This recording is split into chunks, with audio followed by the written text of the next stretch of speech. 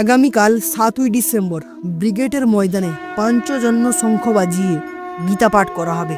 यदा यदा हि धर्मस्य ग्लानिर्भवति भारत अभ्युत्थानम् अधर्मस्य तदात्मानं सृजाम्यहम् परित्राणाय साधूनां विनाशाय च दुष्कृतं धर्म संस्थापनार्थाय সম্ভবানী যুগে যুগে।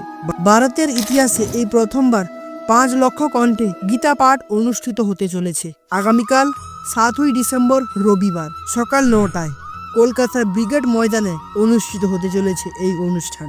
উক্ত অনুষ্ঠানে উপস্থিত থাকবেন ভারতবর্ষের বিভিন্ন মঠ মন্দিরের সাধু সন্ন্যাসীরা এবং বিভিন্ন সংগঠনের কার্যকর্তারা। এই ঐতিহাসিক গীতা পাঠ অনুষ্ঠানে আপনিও নিজে অংশগ্রহণ করতে পারেন এবং আপনার আত্মীয় এবং বন্ধু বান্ধবদের অংশগ্রহণ করার জন্য আবেদন করতে পারেন। এই ভিডিওটা শেয়ার করুন সবার সঙ্গে।